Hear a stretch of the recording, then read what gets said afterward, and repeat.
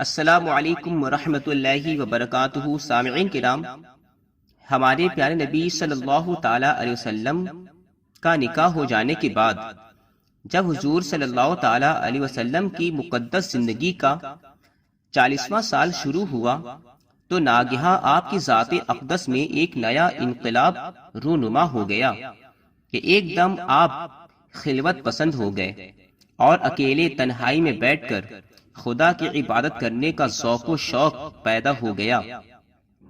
آپ اکثر اوقات غور و فکر میں پائے جاتے تھے اور آپ کا بیشتر وقت مناظر قدرت کے مشاہدہ اور کائنات فطرت کے مطالعہ میں صرف ہوتا تھا۔ دن رات خالق کائنات کی ذات و صفات کے تصور میں مستغرق اور اپنی قوم کے بگڑے ہوئے حالات کے سدھار اور اس کی تدبیروں کے سوچ وچار میں مصروف رہنے لگے۔ اور ان دنوں میں ایک نئی بات یہ بھی ہو گئی کہ حضور صلی اللہ تعالی علیہ وسلم کو اچھے اچھے خواب نظر آنے لگے، اور آپ کا ہر خواب اتنا سچا ہوتا کہ خواب میں جو کچھ دیکھتے اس کی تعبیر صبح صادق کی طرح روشن ہو کر ظاہر ہو جایا کرتی تھی۔ بخاری شریف جلد نمبر 1 صفحہ نمبر 2۔ سامعین کرام، مکہ مکرمہ سے تقریباً 3 میل کے دوری پر جبل ہیرا نامی پہاڑ کے اوپر ایک غار کھو ہے جس کو غار ہیرا کہتے ہیں۔ آپ اکثر کئی دنوں کا کھانا پانی ساتھ لے کر اس غار کے پرسکون ماحول کے اندر خدا کی عبادت میں مصروف رہا کرتے تھے۔ جب کھانا پانی ختم ہو جاتا تو کبھی خود گھر پر آ کر لے جاتے اور کبھی حضرت بی بی خدیجہ رضی اللہ تعالی عنہا کھانا پانی غار میں پہنچا دیا کرتی تھی۔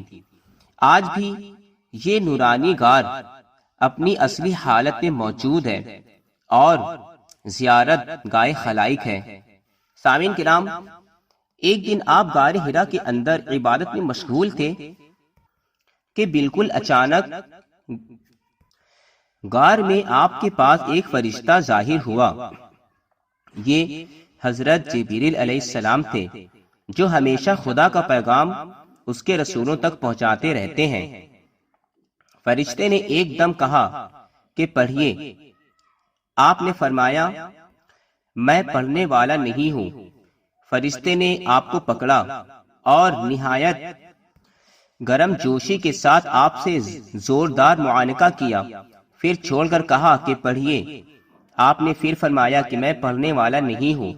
فرشتے نے دوسری مرتبہ پھر آپ کو اپنے سینے سے چمٹایا اور چھوڑ کر کہا کہ پڑھیے۔ آپ نے پھر وہی فرمایا کہ میں پڑھنے والا نہیں ہوں۔ تیسری مرتبہ پھر فرشتے نے آپ کو بہت زور کے ساتھ اپنے سینے سے لگا کر چھوڑا اور کہا کہ پڑھیے، اقرأ بسم ربک الذی خلق، خلق الانسان من علق، اقرأ وربک الاکرم، الذی علم بالقلم، علم الانسان ما لم یعلم۔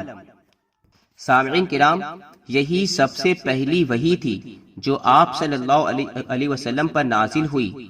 ان آیتوں کو یاد کر کے حضور اقدس صلی اللہ علیہ وسلم اپنے گھر تشریف لائے۔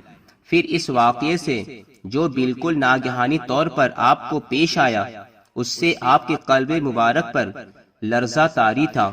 آپ نے گھر والوں سے فرمایا کہ مجھے کملی اڑھاؤ، مجھے کملی اڑھاؤ۔ جب آپ کا خوف دور ہوا اور کچھ سکون ہوا تو آپ نے حضرت بی بی خدیجہ رضی اللہ تعالی عنہا سے غار میں پیش آنے والا واقعہ بیان کیا اور فرمایا کہ مجھے اپنی جان کا ڈر ہے۔ یہ سن کر حضرت بی بی خدیجہ رضی اللہ تعالی عنہا نے کہا کہ نہیں، ہرگز نہیں، آپ کی جان کو کوئی خطرہ نہیں ہے۔ خدا کی قسم، اللہ تعالیٰ کبھی بھی آپ کو رسوا نہیں کرے گا۔ آپ تو رشتہ داروں کے ساتھ بہترین سلوک کرتے ہیں، دوسروں کا بار خود اٹھاتے ہیں، خود کما کر مفلسوں اور محتاجوں کو عطا فرماتے ہیں، مسافروں کی مہمان نوازی کرتے ہیں، اور حق و انصاف کی خاطر سب کی مصیبتوں اور مشکلات میں آپ کام آتے ہیں۔ سامعین کرام، اس کے بعد حضرت خدیجہ رضی اللہ تعالی عنہا آپ کو اپنے چچا زاد بھائی ورقہ بن نوفل کے پاس لے گئے۔ ورقہ ان لوگوں میں سے تھے جو موحد تھے اور اہل مکہ کے شرک و بت پرستی سے بیزار ہو کر نصرانی ہو گئے تھے، اور انجیل کا عبرانی زبان سے عربی میں ترجمہ کیا کرتے تھے۔ بہت بوڑھے اور نابینا ہو چکے تھے۔ حضرت بی بی خدیجہ رضی اللہ تعالی عنہا نے ان سے کہا کہ بھائی جان، آپ اپنے بھتیجے کی بات سنیے۔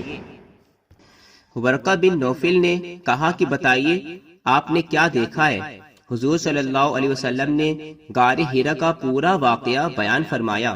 یہ سن کر ورقہ بن نوفل نے کہا کہ یہ تو وہی فرشتہ ہے جس کو اللہ تعالیٰ نے حضرت موسیٰ علیہ السلام کے پاس بھیجا تھا۔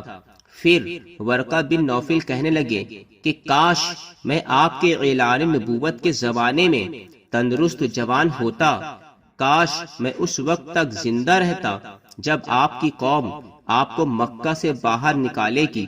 یہ سن کر حضور صلی اللہ علیہ وسلم نے تعجب سے فرمایا کہ کیا مکہ والے مجھے مکہ سے نکال دیں گے؟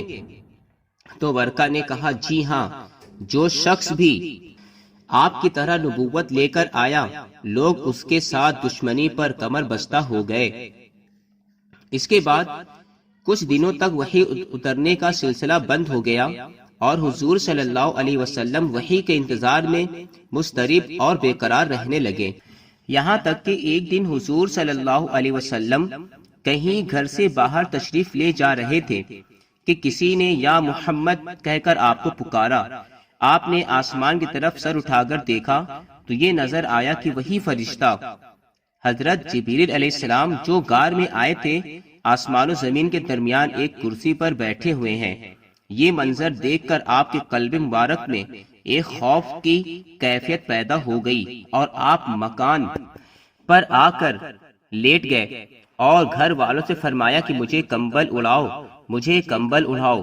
چنانچہ آپ کمبل اوڑھ کر لیٹے ہوئے تھے کہ ناگہاں آپ پر سورہ مدثر کی ابتدائی آیت نازل ہوئی اور رب تعالی کا فرمان اتر پڑا کہ یا ایھا المدثر قم فانذر وربک فکبر وثیابک فطہر والرجز فہجر، یعنی اے بالا بوش اوڑھنے والے کھڑے ہو جاؤ، پھر ڈر سناؤ اور اپنے رب ہی کی بڑائی بولو اور اپنے کپڑے پاک رکھو اور بتوں سے دور رہو۔ بخاری شریف جلد نمبر 1 صفحہ نمبر 3۔ سامعین کرام، ان آیات کے نزول کے بعد حضور صلی اللہ علیہ وسلم کو خداوند قدوس نے دعوت اسلام کے منصب پر مامور فرما دیا اور آپ خداوند تعالی کے حکم کے مطابق دعوت حق اور تبلیغ اسلام کے لیے کمر بستہ ہو گئے۔ سامعین کرام، 3 برس تک حضور اقدس صلی اللہ علیہ وسلم انتہائی پوشیدہ طور پر نہایت رازداری کے ساتھ تبلیغ اسلام کا فرض ادا فرماتے رہے، اور اس درمیان میں عورتوں میں سب سے پہلے حضرت بی بی خدیجہ رضی اللہ تعالی عنہا اور آزاد مردوں میں سب سے پہلے حضرت ابو بکر صدیق رضی اللہ تعالی عنہ، اور لڑکوں میں سب سے پہلے حضرت علی رضی اللہ تعالی عنہ، اور غلاموں میں سب سے پہلے حضرت زید بن حارثہ رضی اللہ تعالی عنہ ایمان لائے۔ پھر حضرت ابو بکر صدیق رضی اللہ تعالی عنہ کی دعوت و تبلیغ سے حضرت عثمان، حضرت زبیر بن عوام، حضرت عبد الرحمن بن عوف، حضرت سعد بن ابی وقاص، حضرت طلحہ بن عبید اللہ رضی اللہ تعالی عنہم بھی جلد ہی دامن اسلام میں آ گئے۔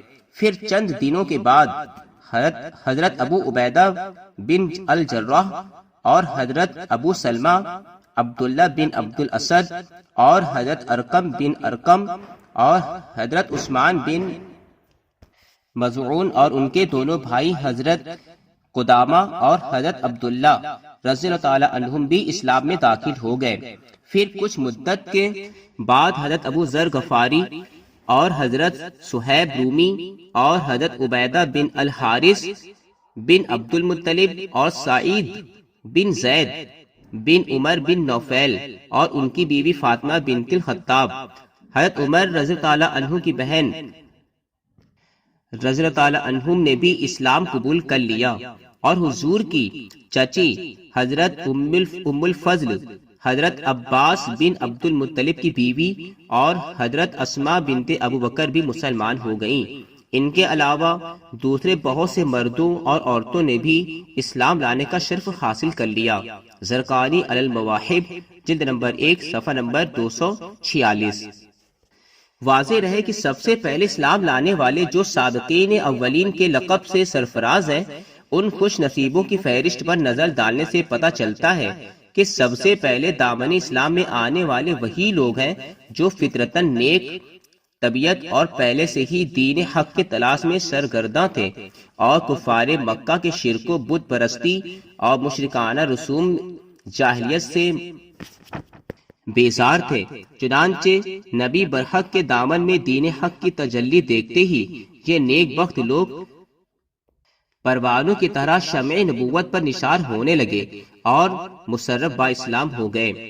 سامعین کرام، اسی طرح کی اچھی ویڈیو دیکھنے کے لیے ہمارے چینل کو ضرور سبسکرائب کر لیں اور بیل آئیکن کو بھی ضرور پریس کر لیں تاکہ آنے والی ویڈیو کی نوٹیفیکیشن آپ کو ضرور مل جائے، اور ہمارے اس ویڈیو کو اپنے دوستوں میں ضرور شیئر کریں تاکہ ان کے علم میں بھی مزید اضافہ ہو۔